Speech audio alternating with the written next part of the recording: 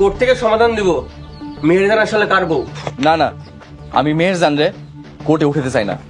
তাইলে আমার বউ আমারে দিয়ে দাও, নইলে আমি কোর্টে যাবো। আর কোর্টে গেলে এই সব গ্রামবাসীরই কিন্তু গিয়া কোর্টে হাজির হইতে হইব।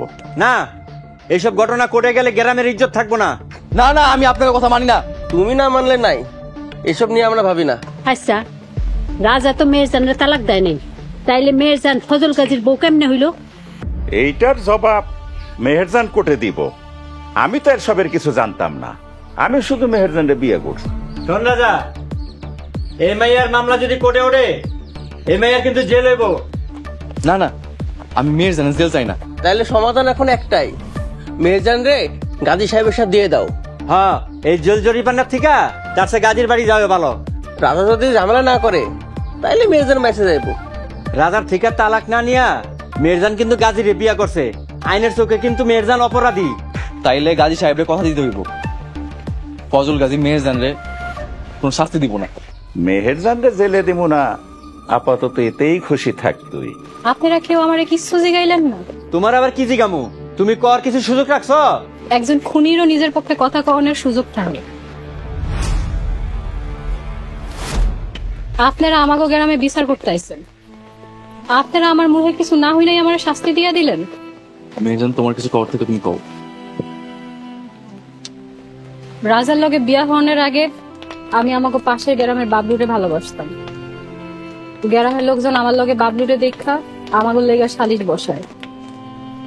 বাবলুর লগে আমার বিয়া দিতে চায়। বাবলু পলায় গেলে গ্রামের লোকজন আমার গ্রাম থেকে বাইর করানোর শাস্তি দেয়। তখনও কেউ আমার কোনো কথা শুনে নাই, এখনো কেউ আমার কোনো কথা শুনতেছে না। রাজার লাগে তোমার বিয়ে হইলো কেমনে? শুনো রাজা, আমার বাপ মায় আমারে পাপি ভেবে তোমার লগে বিয়া দিছিল। আমি তোমারে মানতে পারি নাই, কারণ আমি তো কোনো পাপ করি নাই। তাহলে আমি পাপের শাস্তি কেন পাবো? বিশ্বাস করো রাজা, তুমি গরিব বইলা না, আমি তোমারে মানতে পারি নাই শুধুমাত্র শাস্তির কথা ভাববা। আমার কাছে তোমার লগে বিয়া হওয়াটা একটা শাস্তি আছিল। আর সিরাজ, রাজার রেখা সিরাজের কাছে গেছো কেমনে? রাজার লগে বিয়া হওয়ানোর পর সিরাজ আমার পিছে লাগছিল। সিরাজ আমারে বারবার বুঝাইছে যে হ্যাঁ আমারে ভালোবাসে। ও, আর তুমি এমনি পড়তে গেলা? আমি হেরে বিশ্বাস করছিল। ঘরে জামাই থাকতে পরপুরুষের বিশ্বাস করে, এ তো বিরাট চরিত্রহীন। আমি জানতাম না সিরাজ বিবাহিত আছিল। আর তাছাড়া আমি রাজার কাছ থেকে মুক্তি চাইছিলাম, কারণ রাজার লগে বিয়াটা আমার কাছে একটা শাস্তি আছিল। আমার দম বন্ধ হয়ে যায়। তাইলে ফজল গাজীরে বিয়া করছো কেন? সেইটা আরেক ঘটনা। থাক থাক, তোমার আর কোনো ঘটনা হওয়ার দরকার নাই। তুমি ফজল গাজীর লগে যাও। আপনারা শুনেন মেহেরজান কি কইতে চাই। রাজা, তুই কি পাগল হইছ? এই মেয়ের আর কি হুনুম কথা? গাজী সাহেব, আপনি আপনার বউ নিয়ে যান।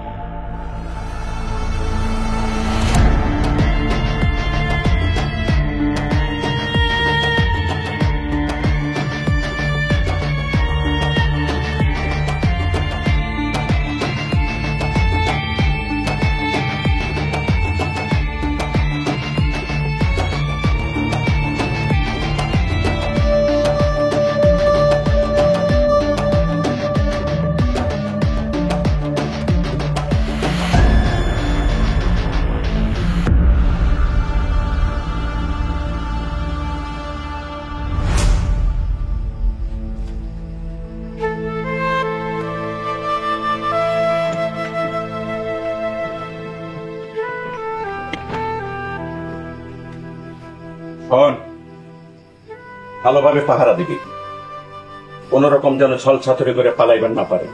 আর তোরা যদি না পারস, পাহারাদার বাড়াবি, ঠিক আছে? যদি কোন রকম পালায়, তোকে একদম জিন্দা দাফন তোমার জিন্দা দাফন, ঠিক আছে?